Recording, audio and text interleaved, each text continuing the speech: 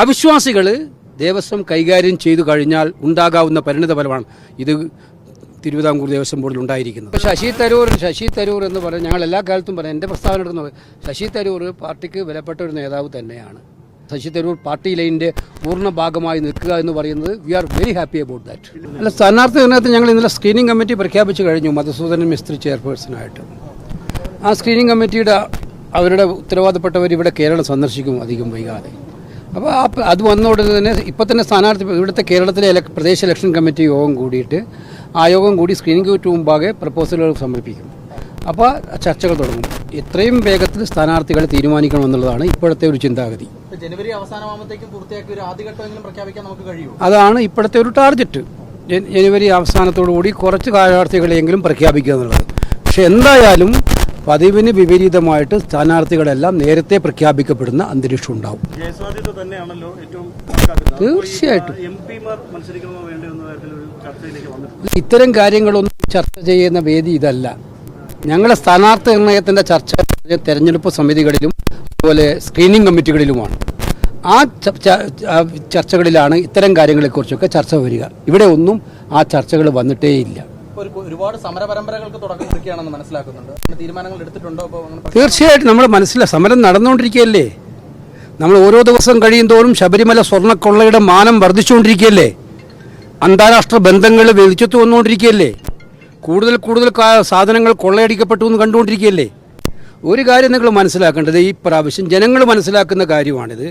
വിശ്വാസികളല്ലാത്തവരെ ദേവസ്വം ഏൽപ്പിച്ചു കൊടുത്തതിൻ്റെ ഏറ്റവും വലിയ പരിണിത ഫലമാണ് ഇപ്പോൾ കേരളം അനുഭവിച്ചുകൊണ്ടിരിക്കുന്നത്. ഒരു വിശ്വാസി, അത് ഏത് മതമായിക്കോട്ടെ, അവരവരെ വിശ്വാസിക്കുന്ന കാര്യങ്ങളെക്കുറിച്ച് ബഹുമാനം ഉണ്ടാവും, ദൈവഭയം ഉണ്ടാവും. ഇവിടെ അതൊന്നുമില്ലാത്ത ദൈവത്തിൻ്റെ സ്വത്ത് തൻ്റെ സ്വത്താണെന്ന് കരുതി കൊള്ളയടിക്കുന്ന ഒരു സാഹചര്യം ഉണ്ടാക്കിയത് അത് മാർക്സിസ്റ്റ് പാർട്ടിയുടെ ഗവൺമെൻറ് തന്നെയാണ്. അത് കേരളത്തിലെ ജനങ്ങളെ സംബന്ധിച്ചിടത്തോളം ഏറ്റവും പ്രയാസപ്പെടുത്തുന്ന ഒന്നാണ്. അത് കൃത്യമാണ്. അവിശ്വാസികൾ ദേവസ്വം കൈകാര്യം ചെയ്തു കഴിഞ്ഞാൽ ഉണ്ടാകാവുന്ന പരിണിതഫലമാണ് ഇത് തിരുവിതാംകൂർ ദേവസ്വം ബോർഡിൽ ഉണ്ടായിരിക്കുന്നത്. കേരളത്തിലെ ജനങ്ങളിത് കൃത്യമായി മനസ്സിലാക്കി. ഇതിനെതിരായിട്ടുള്ള ശക്തമായിട്ടുള്ള ജനവികാരത്തെ ഉൾക്കൊണ്ടുകൊണ്ടുള്ള പ്രചരണ പരിപാടികൾ ഉണ്ടാകും. കേന്ദ്ര ഗവൺമെൻറ്റിനെതിരായിട്ടുള്ള മൻരേഖ അടക്കമുള്ള എല്ലാ കാര്യങ്ങളും PCC പ്രസിഡന്റ് ഇത് കഴിഞ്ഞ് പ്രഖ്യാപിക്കും.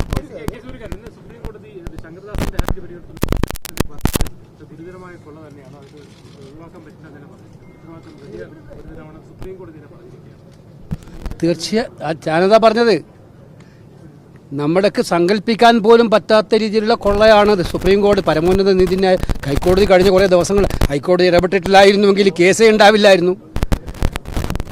ഹൈക്കോടതിയുടെ ഓരോ നിരീക്ഷണങ്ങളും SITയിൽ പോലും വിശ്വാസമില്ലായ്മ പ്രകടിപ്പിക്കുന്നതാണ്.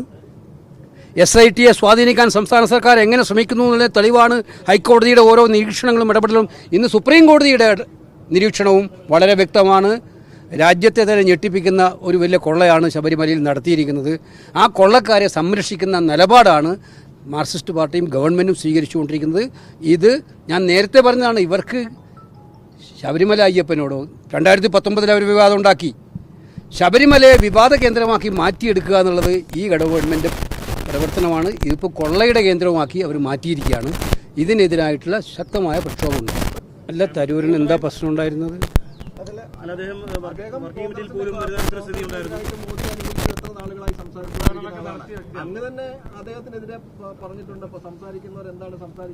ഞാനങ്ങനെ വ്യക്തിപരമായി ആർക്കെതിരെയും പറയുന്ന ആളല്ല. എൻ്റെ പാർട്ടിയുടെ നയം എപ്പോഴും ഞാൻ പറയും. അത് വിട്ടുവീഴ്ചയില്ലാതെ പാർട്ടി നയങ്ങൾ എവിടെയെങ്കിലും ഡൈല്യൂട്ട് ചെയ്യപ്പെടുന്നുണ്ടെങ്കിൽ ഞാൻ നിലപാട് പറയും.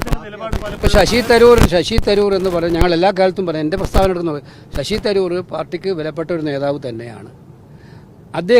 അദ്ദേഹത്തിൻ്റെ പ്രസ്താവനകളിലൊക്കെ തന്നെ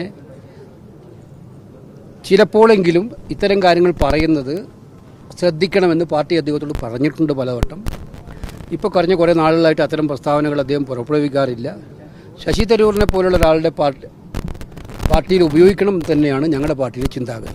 ഇത് മുൻപൊന്നുമില്ലാത്ത ഐക്യം നേതാക്കൾക്കിടയിൽ വേണ്ട ഒരു സമയമാണെന്ന് വിലയിരുത്തുന്നുണ്ടോ? അങ്ങനെ ഒരു അല്ലേ, കേരളത്തിലെ ജനങ്ങളും കേരളത്തിലെ ഓരോ സാധാരണക്കാരനായ ചായക്കടയിലിരിക്കുന്ന പാർട്ടി പ്രവർത്തകനും ആഗ്രഹിക്കുന്ന ഐക്യമാണത്. ഈ ഐക്യത്തിന് വിട്ടുപോകുന്ന ആളുടെ കാര്യം അധോഗതിയാണ്. അതുകൊണ്ട് ഐക്യം എന്ന് പറയുന്നത് നാട് ആഗ്രഹിക്കുന്ന, നാടിൻ്റെ ആവശ്യമുള്ള മഹത്തരമായ സന്ദേശമാണ്. ആ സന്ദേശമാണ് ഇവിടെ ഇന്ന് സപ്തയിൽ നിന്നും പുറത്തു വരാൻ വേണ്ടി പോകുന്നത്. തിരുവനന്തപുരം കോർപ്പറേഷൻ BJP പിടിച്ചെടുത്തപ്പോൾ പോലും അദ്ദേഹം BJP അനുകൂലമായ സമീപന നിലപാടാണ്, അഭിപ്രായമാണ് പ്രകടിപ്പിച്ചത്. ഞാൻ അപ്പോഴൊക്കെ കോൺഗ്രസ് പാർട്ടി ആ നിലപാട് ശരിയല്ല എന്ന് പറഞ്ഞിട്ടുണ്ട്. കോൺഗ്രസ് പാർട്ടിയുടെ നിലപാട് ഉറച്ചു പിടിച്ചു നിന്നിട്ടുണ്ട്. അപ്പോൾ അദ്ദേഹത്തിന് ചില കാര്യങ്ങൾ നിലപാടുണ്ടായിരുന്നു എന്ന് അദ്ദേഹം പറയുന്നുണ്ട്. എന്തായാലും ഇപ്പോൾ ഞങ്ങൾ കണ്ടു കഴിഞ്ഞു, കോൺഗ്രസ് പാർട്ടിയുമായി സജീവമായി കഴിഞ്ഞ വർക്കിംഗ് കമ്മിറ്റിയിൽ അദ്ദേഹം ഉണ്ടായിരുന്നു, സജീവമായ ചർച്ചകൾ പങ്കെടുത്തിരുന്നു. അദ്ദേഹം പാർട്ടി ലൈനനുസരിച്ച് നിൽക്കുകയാണ്. അത് ഞങ്ങൾക്ക് ഏറ്റവും സന്തോഷമുള്ള കാര്യമാണ്. ശശി തരൂർ പാർട്ടി ലൈനിൻ്റെ പൂർണ്ണ ഭാഗമായി നിൽക്കുക എന്ന് പറയുന്നത് we are very happy about that.